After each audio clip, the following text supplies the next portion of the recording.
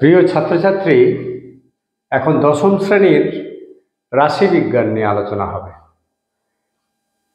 এই রাশিবিজ্ঞানের মধ্যে আমরা পড়ব গড়, মধ্যমা, অজাইব ও সংখ্যাগুরু মান। এই চার ধরনের জিনিস আমরা পড়ব। এখন এই যে চার ধরনের জিনিস, এটা রাশিবিজ্ঞানের মধ্যে রাখা হয়েছে। তার কারণ হচ্ছে যে এইগুলো দিয়ে যখন অনেকগুলো তথ্য একসঙ্গে দিয়ে তাদেরকে কোনো একটা বিশেষ সংখ্যা দিয়ে আমরা রিপ্রেজেন্ট করব গোটা তথ্যকে, তখনই আমাদের দরকার পড়ে গড়, মধ্যমা এবং সংখ্যাগুরু মান, এই তিনটি পড়ে। অজাইব হচ্ছে গ্রাফের সাহায্যে ওই মধ্যগামিতাকে নির্দেশ করা। আমরা প্রথমেই কয়েকটা সংখ্যা লিখে ফেলি। যেমন ধরো 3, 7, 11, 9, 6, এরকম কয়েকটা সংখ্যা লিখে ফেললাম। এই সংখ্যাগুলো মধ্যে এমন একটা সংখ্যা দিয়ে এই গোটা সংখ্যাকে কি রিপ্রেজেন্ট করা যায়, প্রতিনিধিত্ব করা যায়? আমরা একটু দেখে নিই। ধরো এটাকে আমরা যে পদ্ধতিতে আমরা সাধারণত নিচের দিকে ক্লাসে গড় করেছি, সেটা গড়ের কীরকম ব্যাপার, এই গড়টা কীরকম করা হয় না, প্রতিটি সংখ্যার যোগফলকে যটা সংখ্যা আছে, কটা আছে, 1, 2, 3, 4, 5টা সংখ্যা দিয়ে যদি ভাগ করি তাহলে এটা কত হবে? 36/5, তাহলে এটা হবে 7.2। তাহলে এই 7.2টা কি হলো না, এদের একটা গড় জিনিস করে দেওয়া হলো। অর্থাৎ ধরে নিই কোনো একটি পরীক্ষাতে 15 নম্বরের মধ্যে বিভিন্ন বিষয়ে, একটা বিষয়ে 3 পেয়েছে, একটা বিষয়ে 7 পেয়েছে, একটা বিষয়ে 11 পেয়েছে, একটা বিষয়ে 9 পেয়েছে, একটা বিষয়ে 6 পেয়েছে। তাহলে মোট সে কত পেল? 36 পেল। কটা সাবজেক্টে? 5টা সাবজেক্টে। তাহলে তার গড় কত? 7.2। তাহলে 7.2 সে গড় নম্বর পেয়েছে। এটা বললে আমরা শুধুমাত্র একটা সংখ্যা দিয়ে এই এতগুলো সংখ্যার প্রতিনিধিত্ব করালাম। এটাই হচ্ছে মধ্যগামিতা। মধ্যগামিতা কাকে বলে না, এই গোটা তথ্যের মধ্যে একটা নির্দিষ্ট কোনো সংখ্যা, যে সংখ্যাটি এই গোটা তথ্যটাকে প্রতিনিধিত্ব করে, যেটা সাধারণত এটাকে যদি আমরা ঊর্ধ্বক্রমে সাজাই তাহলে ঠিক মধ্যবর্তী সংখ্যার আশপাশে এই সংখ্যাটি থাকবে, তাহলে তাকে আমরা বলবো মধ্যগামিতা মাপক। এই কথাটা আমাদের একটু জানতে হবে। মধ্যগামিতা মাপক। মধ্যগামিতা মাপক বলতে কি বোঝায় না, যে সংখ্যা দিয়ে যখন কতকগুলি তথ্যের মধ্যে যে নির্দিষ্ট সংখ্যা দিয়ে আমরা গোটা তথ্যটাকে প্রতিনিধিত্ব, ওই সংখ্যাটি যে তথ্যের মধ্যে প্রতিনিধিত্ব করে, সেই সংখ্যাটি হলো সাধারণত কেন্দ্রীয় অবস্থানের মাঝামাঝি, কেন্দ্রীয় অবস্থান আর আশপাশে সেই সংখ্যাটি থাকে, তাহলে সেই সংখ্যাটিকে বলা হবে মধ্যগামিতা মাপক। এদের কেন্দ্রীয় প্রবণতা থাকে। যেমন ধরো এটাকে যদি আমরা ঊর্ধ্বক্রমে সাজাই তাহলে কি হবে? ঊর্ধ্বক্রমে যদি সাজাই তাহলে এটা কি হবে না, প্রথমে 3, তারপরে 6, তারপরে 7, তারপরে 9, তারপরে 11। তাহলে দেখো আমরা 5টা সংখ্যা, 1, 2, 3, 4, 5টা, এই 5টার মধ্যে মধ্য কোনটা? 3 নম্বর সংখ্যাটি মধ্য সংখ্যা। তাহলে আমাদের যে গড়টা বেরিয়েছে, এটা কোথায় বেরিয়েছে? 7-এর থেকে কিছু বেশি, অর্থাৎ 7-এর কাছাকাছি। তাহলে একে বলা হয় কেন্দ্রীয় প্রবণতা। যখন কোনো তথ্যের মধ্যে এমন একটা সংখ্যা বেছে নেওয়া হয় যা সাধারণত এই মাঝামাঝি কোনো সংখ্যার আশেপাশে থাকে, এটাকে বলা হয় কেন্দ্রীয় অবস্থান। এই কেন্দ্রীয় অবস্থানের কাছাকাছি থাকে, মাঝামাঝি, এটাকে বলা হয় মধ্যগামিতা মাপক। আমরা এবারে চলে আসি বেশ কিছু অন্য উদাহরণ নিয়ে। যেহেতু আজকে আমরা এই গড় নিয়ে আলোচনা করব, এটা কোষে দেখি 26-1 আছে, তাহলে গড় নিয়ে আজকে আমরা একটু বিস্তৃত আলোচনা করি। তাহলে দেখি, ধরে নিচ্ছি শ্যামবাবুর চায়ের দোকানে 30 দিন কত কত করে লাভ হয়েছে। আমরা ধরে নিচ্ছি প্রথম দিন লাভ হয়েছে x1, তাহলে এখানে লাভটা হচ্ছে, লাভের চলটা হচ্ছে x চল দিয়ে আমরা প্রকাশ করছি। দ্বিতীয় দিন হয়েছে x2, তৃতীয় দিন হয়েছে x3, এইভাবে 30 নম্বর দিনেতে হয়েছে x30। তাহলে এইভাবে লাভ হয়েছে। এই যদি লাভগুলোকে আমরা পরস্পর যুক্ত করি, সবকটাকে যদি যোগ করি, তাহলে এই যোগ করাটা হলো তার মোট লাভের পরিমাণ। এবং যেহেতু 30 দিনে, তাহলে এটাকে যদি 30 দিয়ে ভাগ করি, তাহলে সেটা আমাদের চায়ের দোকানের লাভের গড়। চায়ের দোকানের লাভের পরিমাণটা এখানে দেওয়া হয়েছে, লাভের পরিমাণ। তাহলে লাভের পরিমাণটা ছাড়াও যদি আমরা গড় করি, তাহলে কি হবে না, এটাকে 30 দিয়ে যদি ভাগ করি, তাহলে যেটা দাঁড়াবে সেটা সাধারণত এই যে সংখ্যাগুলোর যদি ঊর্ধ্বক্রমে সাজাই, তাহলে তার মধ্যবর্তী কোনো সংখ্যা সেটা পেয়ে যাব। এবার আমরা দেখে নিই এটাকে আমরা যোগ করব কিভাবে। এখন এই যোগ করার ক্ষেত্রে আমরা যে জিনিসটা ব্যবহার করব তা হচ্ছে সামেশন। এই সামেশন একটা চিহ্ন, এই সামেশন চিহ্ন দিয়ে আমরা এটাকে প্রকাশ করব। সামেশন i = 1 থেকে 30 xi, অর্থাৎ টোটাল এই যে যোগটা করলাম, এটা পুরোটা এই আকারে লেখা যায়। এটাকে কিভাবে লেখা যায় না, x1 plus x2 plus x3 plus ... plus x30, এটা মানে তাই। অর্থাৎ সামেশন, এই সামেশনটাকে ক্যাপিটাল সিগমা বলা হয়, আমরা সংক্ষেপে সামেশনও বলি। সামেশন মানে যোগফল। তাহলে summation of i = 1 to 30 xi, এই আইটা যদি 1 হয় তাহলে এই প্রথম দিনের টাকা, আইটা যদি 2 হয় দ্বিতীয় দিনের টাকা, আইটা যদি 3 হয় তৃতীয় দিনের টাকা, আইটা যদি 4 হয়, এইভাবে আইটা যদি 30 হয় তাহলে 30 নম্বর দিনের টাকা। এই মোট টাকাটাকে আমরা এইভাবে যোগের আকারে লিখতে পারি। এবারে আমরা একটু দেখে নিই যে যদি এই চায়ের দোকানের আয় একটা 30 দিন না হয়ে যদি n দিন পর্যন্ত যায়, তাহলে এটা কিভাবে লিখব, মোট আয় বা লাভ, এটা লাভই লিখি আমরা। লাভ x1 plus x2 plus x3 plus xn, n পর্যন্ত যাব। তাহলে এর যোগফলটা আমরা এই পদ্ধতিতে কিভাবে লিখব না, summation of i = 1 to n xi। ব্যাস, এইভাবে আমরা এটাকে ছোট আকারে লিখতে পারি। এটাকে ক্যাপিটাল সিগমা বলা হয়। তাহলে এটা যদি এইরকম হয়, এইটা যদি এইরকম হয়, তাহলে আমরা একটু দেখে নিই summation of i = 1 to 10 10i, 10 into i, তাহলে কি হবে, x এর জায়গাতে এখানে 10 দিলাম, তাহলে কি হবে, এখানে যেমন x into 1, এর মানেটা কি হলো, x into 1 মানে x1 plus x2 plus x3, তাহলে এখানে হচ্ছে 10 into 1 plus 10 into 2 plus 10 into 3 plus, এইভাবে চলতে থাকলো, প্লাস 10 into 10। দেখেছো, আয়ের জায়গায় যদি 1 বসাই, 1 থেকে 10 পর্যন্ত আমরা বসিয়ে গেছি। এবারে যদি 10 আমরা কমন নিই, তাহলে কি হবে, এটা 1 প্লাস এটাতে 2 পড়ে থাকে, এটাতে 3 পড়ে থাকে, এইভাবে একবারে 10 পর্যন্ত পড়ে থাকবে। আমরা জানি 1 থেকে 10-এর যোগফল হচ্ছে 55, তাহলে আমরা 550 লিখে দিতে পারি। ঠিক একইভাবে এর আলাদা একটা সূত্র আছে, যদি কোনো বাস্তব সংখ্যা পরপর বাস্তব সংখ্যার যোগফল আমরা লিখতে পাই পরপর, তাহলে সেই সূত্রটা হচ্ছে n into n minus n plus 1/2।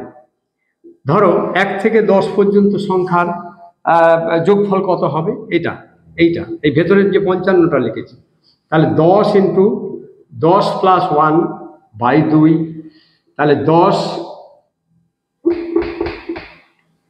10 into 11 by 2, দেখো তাহলে 5 11 55, অর্থাৎ 1 থেকে 10 পর্যন্ত সংখ্যার যোগফল কত হলো না 55। আমরা এইভাবে এই সূত্র ধরেও করতে পারি, n ইন্টু n প্লাস 1/2 এই সংখ্যার যোগফল।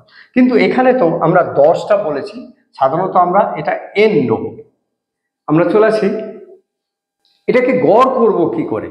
ধরে নিই এই যে সংখ্যাটা আছে এটা হচ্ছে যোগফল, তো তাহলে এটাকে গড় করব। কিভাবে গড় করব আমরা একটু দেখে নিই, এটাকে গড় কিভাবে করা যায়। এখন এটা কটা সংখ্যার যোগফল, nটা সংখ্যার, 1 থেকে 2 3 এরকম n পর্যন্ত। তাহলে এর যৌগিক গড়কে আমরা সাধারণত যৌগিক গড়ই বলবো। যৌগিক গড় যাকে সাধারণত আমরা x বার দিয়ে চিহ্নিত করব, x বার ইজিক্যাল টু, এটা কি করব না সিগমা বা summation of i equal to 1 to n xi, এটাকে কত দিয়ে ভাগ করব, n দিয়ে ভাগ করব। তাহলে এটাকে যদি আমরা এইভাবে লিখি 1/n summation of i equal to 1 to n xi, তাহলে এটা যৌগিক গড় হয়ে গেল। তাহলে এইভাবে আমরা যৌগিক গড়গুলোকে আমরা খুব সহজভাবেই করতে পারি। আমরা প্রথমে দেখে নিই এই যে যৌগিক গড় কত রকম ভাবে করা যায়। যৌগিক গড় 1 নম্বর হচ্ছে প্রত্যক্ষ পদ্ধতিতে আমরা করতে পারি, প্রত্যক্ষ পদ্ধতি। 2 নম্বর হচ্ছে কল্পিত গড়,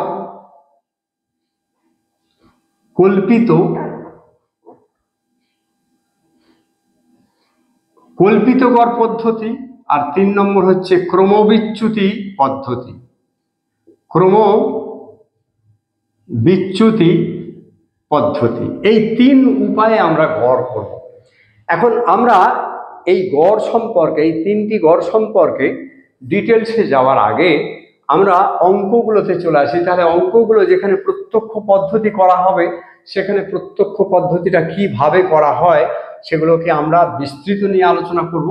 কল্পিত গড় কিভাবে হয়, ক্রমবিচ্যুতি পদ্ধতি কিভাবে হয়, সেগুলো আমরা বলবো। তবে মনে রাখতে হবে প্রত্যক্ষ পদ্ধতি সাধারণত 3টে কলাম থাকবে, কল্পিত গড়ে একটা কলাম বাড়বে অর্থাৎ 4টে কলাম হবে, আর ক্রমবিচ্যুতিতে আরেকটা কলাম অর্থাৎ 5টা কলাম হবে। হ্যাঁ, আমরা এরপর অঙ্কেতে চলে আসি। অঙ্ক করলে আমরা ব্যাপারটা আরো একটু ভালো করে বুঝে নেব। শুধুমাত্র জেনে নিই যে যৌগিক গড় 3 রকম পদ্ধতিতে হয়, প্রত্যক্ষ পদ্ধতি বা ডাইরেক্ট, কল্পিত গড় বা অ্যাজিউম মিন, এবং ক্রমবিচ্যুতি স্টেপ ডেভিয়েশন পদ্ধতিতে গড়। গড় হচ্ছে মিন, মিডিয়ান এবং সংখ্যাগুরু মান হচ্ছে মোড।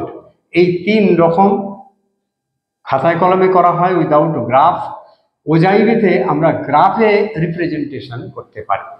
আমরা চলে আসি অঙ্কের কথায়, চলে আসি 1-এর অঙ্ক। 26-1-এর অঙ্কেতে বলা আছে, আমি আমার 40 জন বন্ধুর বয়স নিচের ছকে লিখেছি। 15 বছর বয়সী 4 জন আছে, 16 বছর বয়সী 7 জন আছে, 17 বছর বয়সী 10 জন আছে, 18 বছর বয়সী 10 জন, 19 বছর বয়সী 5 জন এবং 20 বছর বয়সী 4 জন আছে।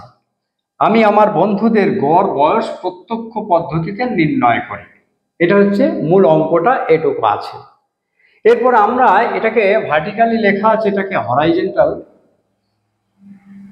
আমরা লিখে ফেলি। এটাকে ওপর থেকে নিচে পর্যন্ত এইভাবে লিখে ফেলে এটা কি করব, প্রথমে বয়স দেখো 15 বছর বয়স 4 জনের, 15 বছর বয়স 4 জনের, এটাই আমরা টুকে নিয়েছি।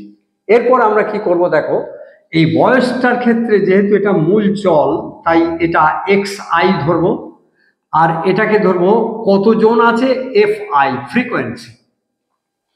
15 বছর বয়স, এটা x চল, কটা আছে 4 জন, তাহলে ফ্রিকোয়েন্সি fi।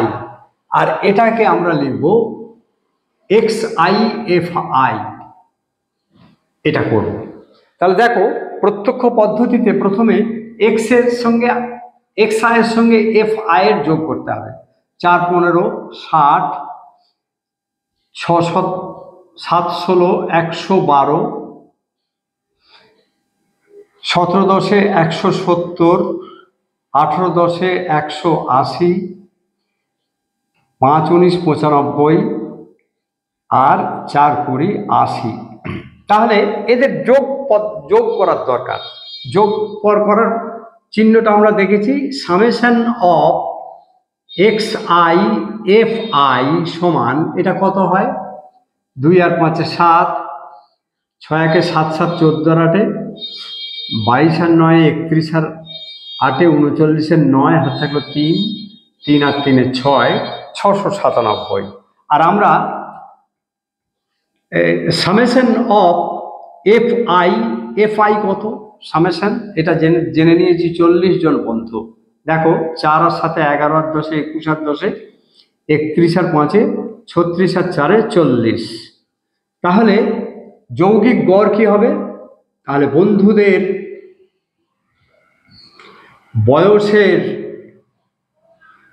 গড় এক্স বার ইজিক্যাল টু, এটা কি করব না, summation of x i f i by summation of f i, তার মানে কত হলো 697 বাই 40 সমান কত হয়, তত বছর হবে। দেখো একটু ভাগ করে নিই, 4 1 4, 4 7 28, 4 4 16,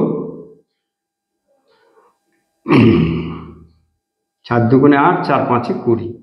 তাহলে এত বছর হলো সমান 17.43 বছর প্রায় বলে দিই, কারণ আমরা দশমিক পুরো 2 ঘর নেব। তাহলে 17.43 বছর এই বন্ধুদের গড় বয়স। তাহলে আমরা কিভাবে করলাম, এই পদ্ধতিটাকে বলা হয় এক্সআই। যদি এটা কোনো শ্রেণী দেয়া থাকে তাহলে আর একটা কলম বাড়বে।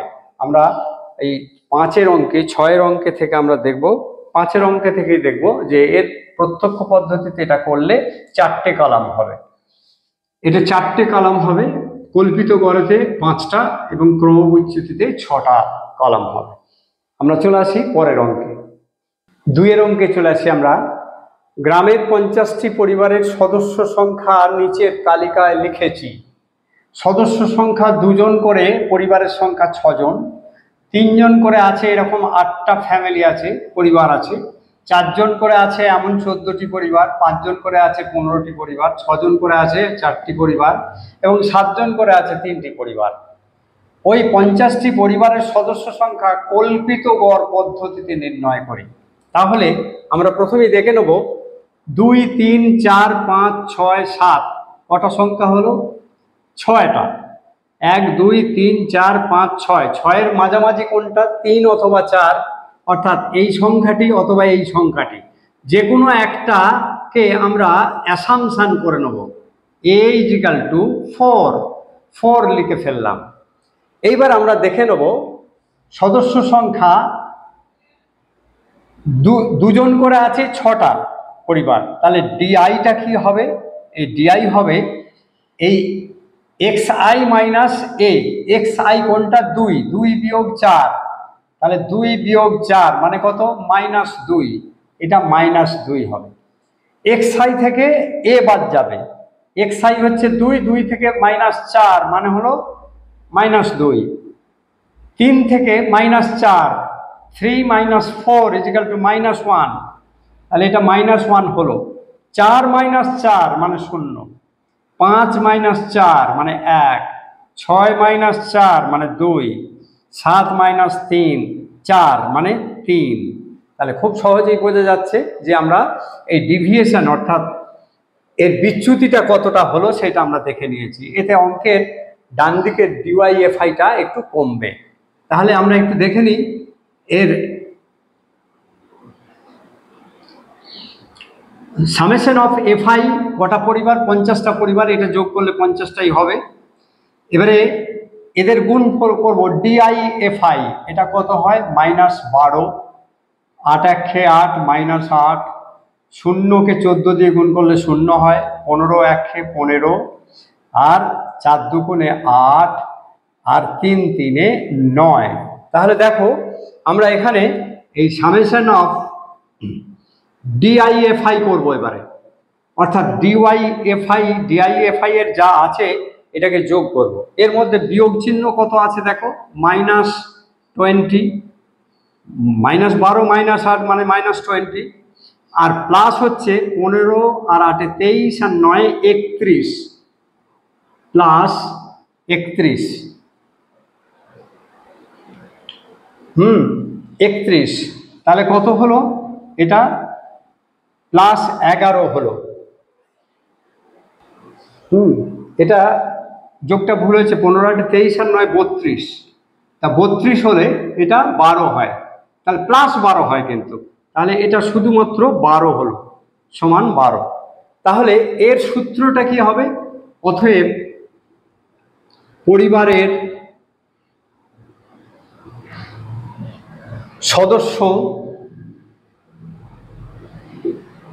সদস্যের কল্পিত পদ্ধতিতে গড় সমান x বার সমান সামেশন অফ, আগে এ যেহেতু ধরে নিয়েছি, এটা বাদ দিয়েছি প্রত্যেকটা xi থেকে, তাহলে এটাকে আগে ধরে নিতে হবে, a plus summation of DIFI by summation of FI, তাহলে কত হলো, এ মানে 4 আর এটা মানে কত 12, সরি 12, 32 না 12, এটা DIFI এর কত হয়েছে, DIFI 12, আর মোট কত 50।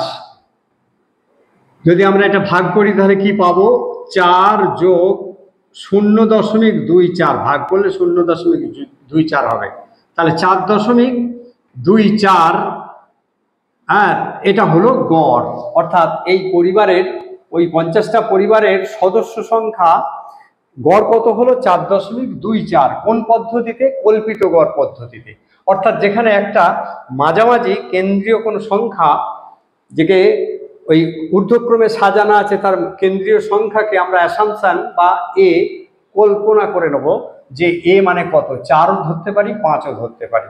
এইভাবে যদি এই অঙ্কটা করা হয় তাহলে এটাকে বলা হবে কল্পিত গড়। কল্পিত গড়ের সূত্রটা হচ্ছে এটি হলো কল্পিত গড়ের সূত্র। আমরা চলে আসি পরের অঙ্কে চলে আসি 3-এর অঙ্ক।